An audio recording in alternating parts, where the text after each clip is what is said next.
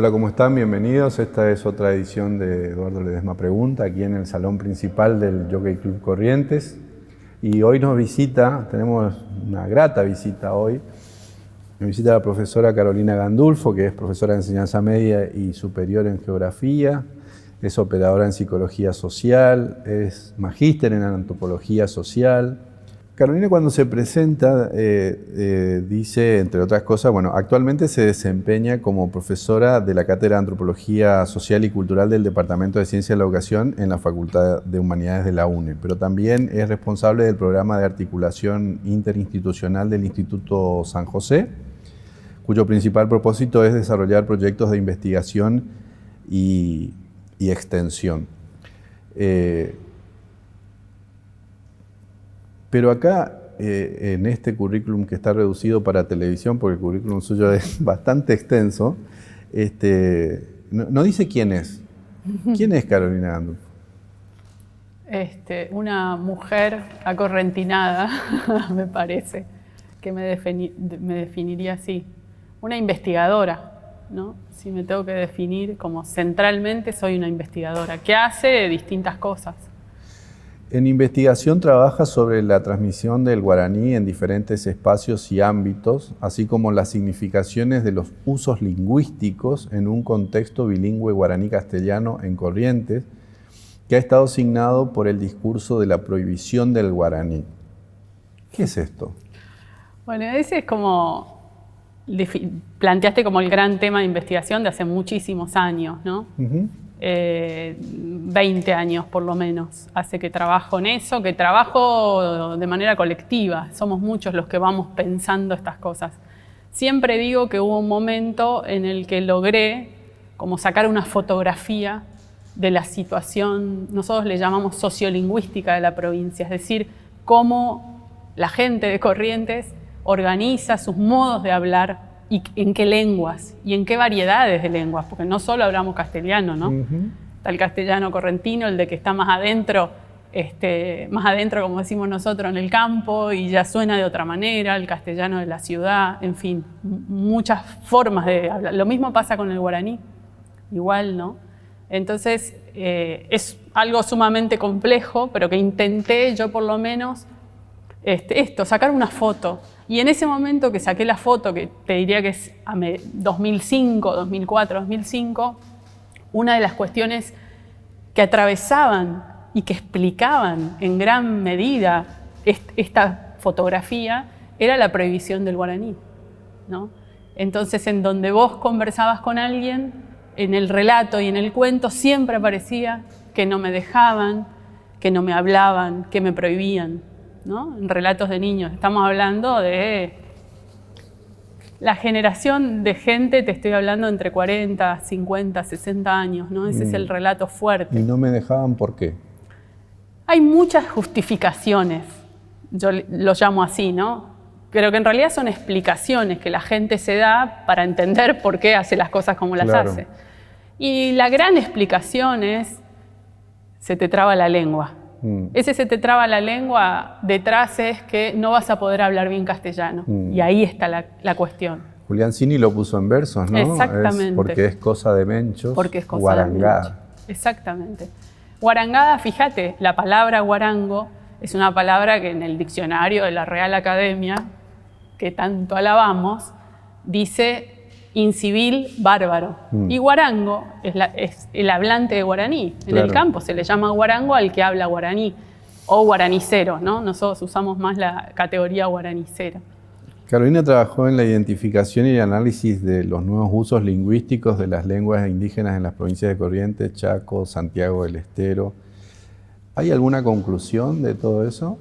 Sí, justamente estamos por editar un libro en la editorial Biblos, en donde hay resultados de ese proyecto. Yo trabajo con otros equipos de la provincia del Chaco y de la provincia de Santiago del Estero, en donde hacemos estudios similares y, por ende, hacemos estudios comparativos, finalmente, ¿no? De lo que pasa. En nuestro caso es muy similar al de Santiago del Estero, a la gente que habla la quichua, al quichuista, al hablante de quichua, que también en su gran mayoría se identifica como santiagueño, criollo, que habla la quichua. y no como una persona indígena, como en el Chaco, que habla el com o el huichí, ¿no? Esas son como las diferencias. O el mocoy, que es la otra lengua del Chaco. Hace unos meses presentó su tesis doctoral, en febrero, en la UBA, y se trata de un trabajo con orientación en antropología social, cuyo título es Había sido que soy bilingüe. Sí. ¿Y eso de qué se trata? Y bueno, yo, como te dije que en su momento la fotografía aquella se llamó Entiendo pero no hablo, ¿no? Ese fue, ya vamos ahí. Claro, ese fue el primer libro, digamos, que fue la tesis de maestría. Y lo que hice fue, y lo que hago, es seguir caminando, ¿no? Por el campo, estar con los chicos en las escuelas, con la gente en las comunidades rurales. Y lo que fui viendo en todo este último tiempo, en estos 10 años, 15 años, es un proceso de cambio enorme y tal vez acelerado, solo que como lo vivimos en tiempo real, claro, uno no lo vive a veces aceleradamente, pero de aquel entiendo pero no hablo, empecé a escuchar, había sido que soy bilingüe. Claro. Empecé a escuchar a mucha gente usando la idea de bilingüismo para definirse como hablante de guaraní. Eso es una revolución. Eso no existía cuando yo empecé a estudiar. Es una revolución porque está el concepto, porque se puede objetivar o porque el hablante se asume. El hablante se asume y el hablante se valoriza, fundamentalmente, porque bilingüe era el San Patrick nomás. Bilingüe es el que habla el inglés, ese es el bilingüe, no yo que hablo guaraní. Ahora, si yo que hablo guaraní también soy bilingüe, claro, el estatus, digamos así, de la lengua cambia. ¿No? Y eso, digamos, se te va directamente a vos, porque claro, si el estatus de la lengua cambia, tu propio estatus de lo que vos considerás que sos, valés y podés, también cambia. Eso es muy fuerte. Voy a leer porque voy a hacer una reducción feroz. Bueno. Dice Carolina: mi recorrido profesional ha sido sostenido en la investigación, inicialmente en la investigación económica y de geografía industrial. Luego, ya por más de 16 años, en el campo de la antropología y la educación. El cambio de campo de investigación estuvo marcado por mi traslado a la ciudad de Corrientes, donde resido hace 21 años. Me inicié en la investigación en la oficina de la CEPAL en Buenos Aires y luego fundé junto a otros colegas del Departamento de Investigación del Instituto Superior San José en el año 2001, y en ese marco desarrollamos un programa de investigación en alfabetización inicial a partir del cual inicié mi trabajo con hablantes bilingües de la provincia de Corrientes. También en ese marco desarrollamos un espacio editorial donde publicamos materiales didácticos producidos a partir de la investigación y una serie de materiales audiovisuales realizados con las maestras y niños con quienes trabajamos. ¿Estamos bien hasta acá? Sí. La perspectiva interdisciplinaria desde las ciencias sociales y humanas que me ha sido de gran utilidad a la hora de la investigación y también de la intervención. También he realizado un recorrido en diferentes disciplinas artísticas que han enriquecido mi formación profesional. Sin duda, la publicación de mi tesis de maestría, y ahí quería llegar, sí, Entiendo pero no hablo, ha sido un punto de inflexión en mi trayectoria como investigadora y profesional. Sí. ¿Qué es Entiendo pero no hablo y por qué es tan importante? Y Entiendo pero no hablo, voy a como empecé, ¿no? El Entiendo pero no hablo es esa fotografía de la que te hablaba. El Entiendo pero no hablo fue la primera explicación que nos dimos acerca de por qué nos pasa lo que nos pasa con el guaraní. Y fue una explicación científica, pero y a la vez muy potente, porque fue una explicación que hizo sentido a la gente. Entonces yo aprendí más después de escribir y publicar el Entiendo que antes, porque cuando lo presentaba, cuando contaba resultados, cuando se agotó enseguida ese libro, no habían publicado tanto los de la editorial, un libro de antropología, claro, ¿quién lo compra? Bueno, acá todos querían el Entiendo pero no hablo. Y todos empezaban a contar sus historias a partir de escuchar esos resultados o de leerlo, y contaban y contaban. Es muy impactante para mí, claro, eso como investigadora. El guaraní, entonces, es una lengua conocida, pero negada, ¿no? Y ahí emerge eso, la negación. Yo creo que hoy por hoy ya hay que hablar en pasado. Okay. Hay que empezar a hablar en pasado. Y el otro punto de inflexión va a ser lo que viene, ¿no? El había sido que soy bilingüe. Del Entiendo pero no hablo al había sido que soy bilingüe, hay un movimiento enorme en ese sentido. Y hay un movimiento docente, investigativo, sí, la enseñanza, porque ahí también hay una clave, me parece que el guaraní excluía a la población, digamos, ¿no? O sea, no el guaraní, lo castellano.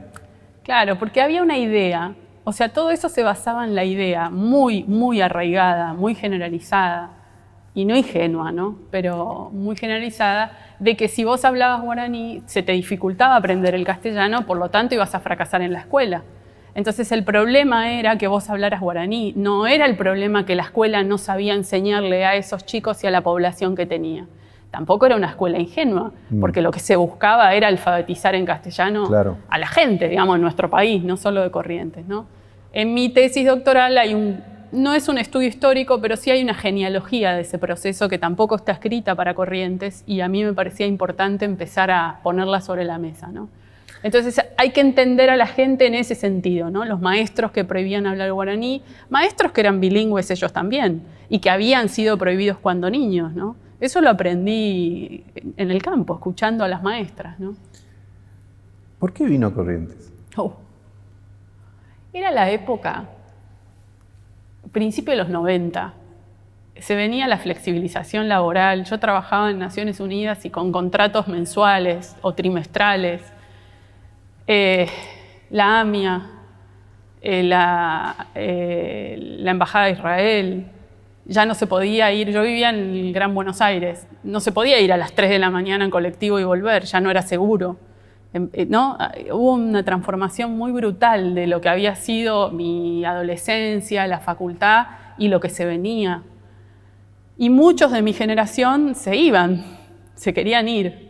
Yo me quería ir, pero me quería ir de Buenos Aires, no me quería ir de Argentina, y me quería ir para adentro, en realidad.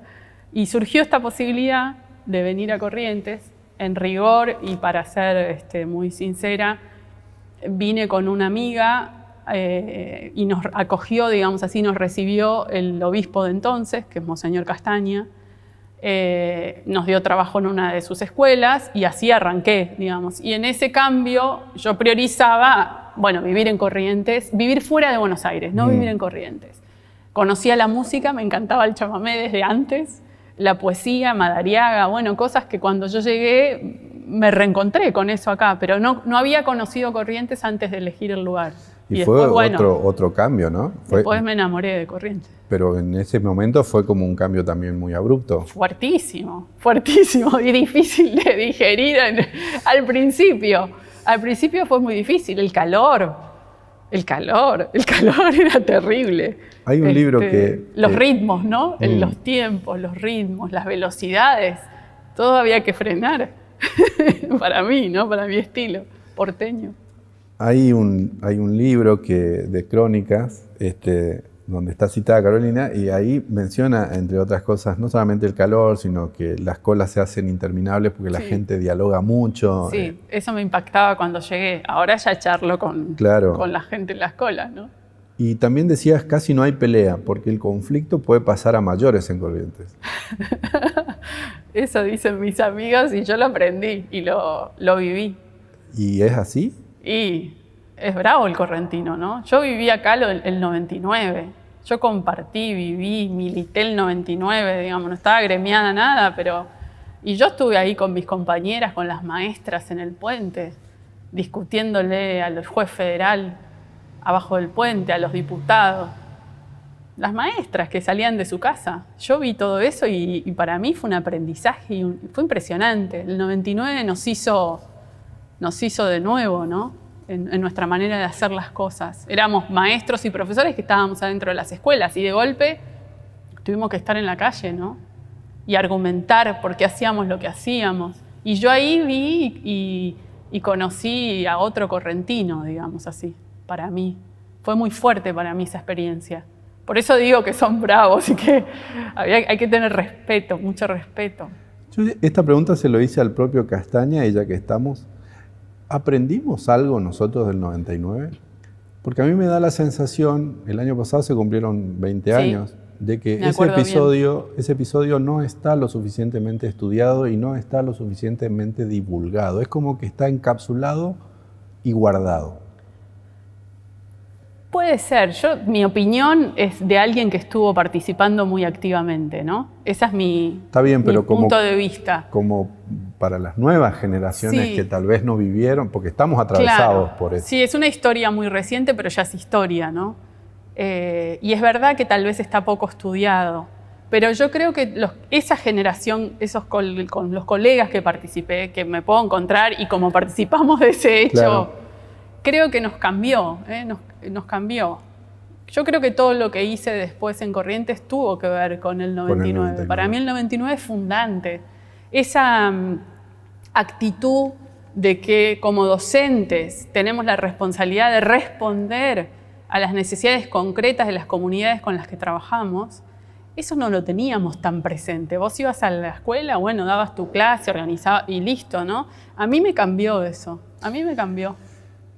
También se menciona como característica el machismo en el chamamé, que es como un punto ahí de este vuelco, ¿no? O sea, porque usted decía, yo conozco el chamamé, me gusta Madariaga. Madariaga es un innovador, un poeta de excelencia que tuvo la...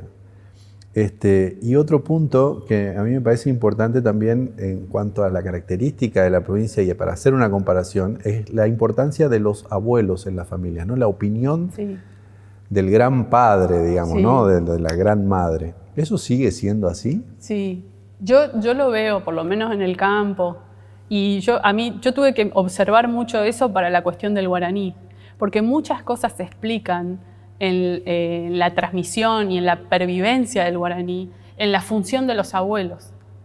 Porque muchos niños, que si bien los papás no les dejaban hablar o no les permitían hablar, aprendieron igual con los abuelos, con la abuela, con el abuelo, en el bolicho, cuando se iban al campo, ahí, porque el abuelo angá, y tiene que hablar con el nieto, y entonces como solo habla guaraní o poco castellano, bueno, ahí está habilitado, ¿no?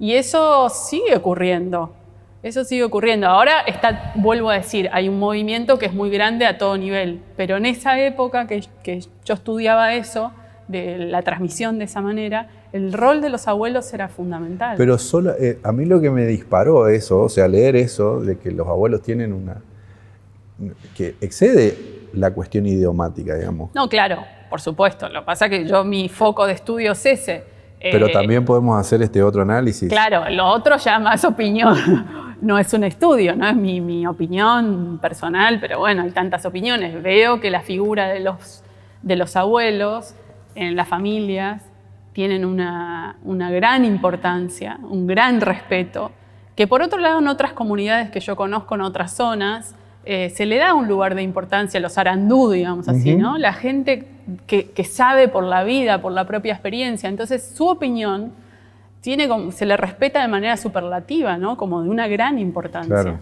A los abuelos se los cuida mucho acá en Corrientes, en las casas, ¿no? Eso en Buenos Aires ya, bueno, el abuelo se va al geriátrico. Claro. Digamos, acá eso todavía no ocurre, o por lo menos yo no lo veo tan generalizadamente, ¿no?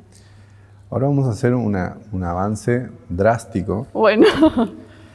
Porque Carolina está acá por un motivo muy especial que tiene que ver con algo que pasó este año, hace unos meses, hace días nada más, en el medio de la pandemia, y que tiene que ver con la publicación de un libro digital que se llama El ASPO en primera persona. ¿Qué es el ASPO en primera persona? El ASPO es la política de salud pública, ¿no? El aislamiento social, preventivo y obligatorio que todos tuvimos que vivir y que mucha gente en nuestro país sigue viviendo muy fuertemente. Acá en Corrientes aflojamos un poco, digamos. Y ese título supone relatos que fueron escritos en primera persona por mis estudiantes sobre su experiencia en el aislamiento, que fue lo que trabajamos este cuatrimestre en la cátedra. Y llegamos a publicar un libro.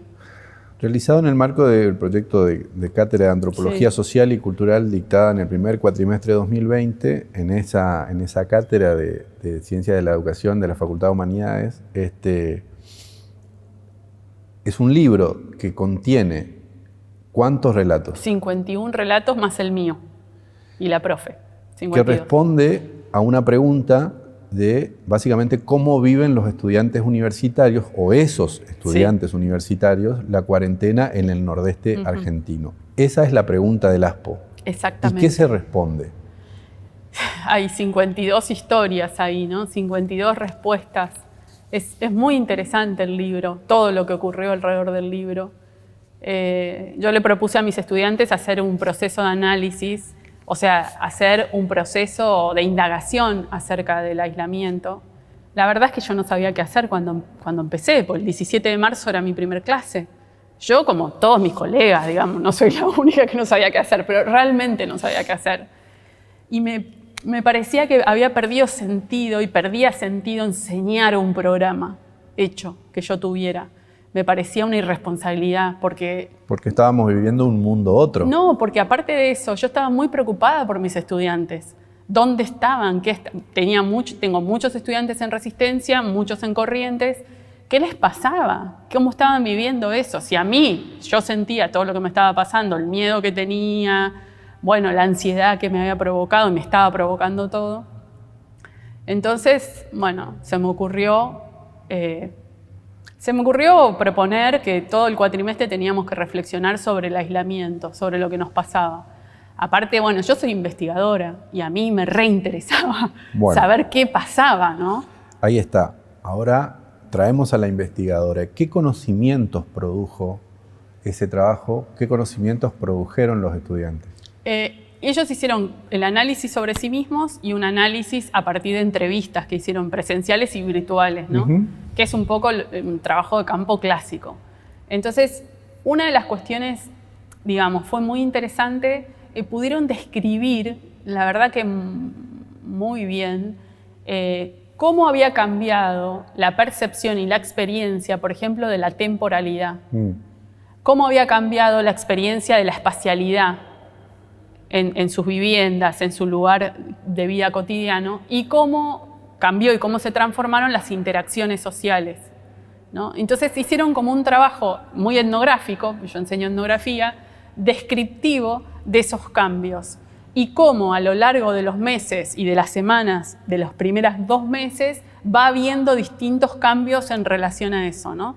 Y por supuesto describieron de una manera a veces muy aguda y muy cruda las emociones por las cuales ellos atravesaban, ¿no? Los temores, las angustias, las incertidumbres. Muchos de mis estudiantes tenían en sus familias o la mamá que era enfermera, ¿no? o el papá que era policía, que tenían que salir a la calle igual, que tenían mucho miedo a la hora de la vuelta. Y entonces sí pudimos ver algunas regularidades que fueron muy interesantes de cómo se había transformado la experiencia de la temporalidad.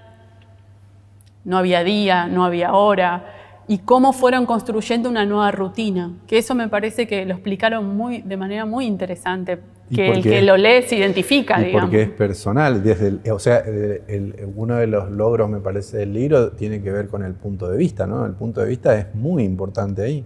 Exactamente, hay 51 puntos de vista, pero hay muchas cuestiones también hay una regularidad en el punto de vista. Exactamente, y eso es muy interesante. Y una premisa, y esto yo escuché en una de las presentaciones, este libro ya tiene varias presentaciones, en una de las presentaciones que me pareció como muy gráfico, digamos, que el COVID, la pandemia, digamos, ha generado la mayor crisis humanitaria después de la Gran Guerra, ¿no? Incluso registrada después de la Segunda Guerra Mundial. Hay organismos internacionales connotados, muy importantes, que hablan, entre otras cosas, esto lo tomo muy particularmente porque ocurrió en una de las presentaciones, hablan de crisis de aprendizaje o de pobreza de aprendizaje generado por la pandemia. La pregunta es, ¿por qué este libro o actividades de estas características hacen frente a esas definiciones tan categóricas? Sí, está buena tu pregunta. Yo no fui tan consciente. Yo hice lo que creí que tenía que hacer o lo que podía hacer, y como siempre le digo a mis estudiantes, primero y principal no me tengo que aburrir yo, ¿no? Creo que lo que produjimos es resultado de hacer una apuesta que era como no resignarnos. Yo tengo y tuve la necesidad de sentir que teníamos que dar una revancha, como decir, bueno, no se puede estudiar, esto es un desastre, los aprobamos igual o los bochamos a todos, porque las alternativas esas las han vivido todos los estudiantes. Y yo lo que sentí con mis estudiantes, y lo vi en el campo, porque yo fui al campo en la cuarentena a llevar las tareas de los nenes en las escuelas rurales donde habitualmente voy, lo vi en los nenes y lo vi en mis estudiantes, cómo se agarraban y aferraban al hecho o a la situación de estudiar o de aprender. No sé ni cómo definirlo, no tengo palabras para definir, pero nunca sentí antes cómo ellos se aferraban, no sé, los que saben de pedagogía dirían al vínculo pedagógico. Bueno, yo no tengo esas palabras, no sé definirlo de esa manera, pero a la situación de estar juntos como universitarios, ¿no? De no bajarse de esa situación. Y ese es un compromiso muy fuerte que ellos hicieron. Yo lo sentí muy fuerte. Yo lo hice también. Yo también lo hice. Me convertí en youtuber o, bueno, profesora de, qué sé yo, las cosas que hice para estar en contacto, ¿no? Como esta charla da para un rato más, vamos a hacer un corte aquí y vamos a seguir con Carolina hablando de esta cosa que es apasionante porque también es un poco misteriosa la próxima semana. Muchísimas gracias por estar ahí y nosotros nos vamos a volver a encontrar con Carolina en un próximo programa. Muchísimas gracias y hasta la próxima.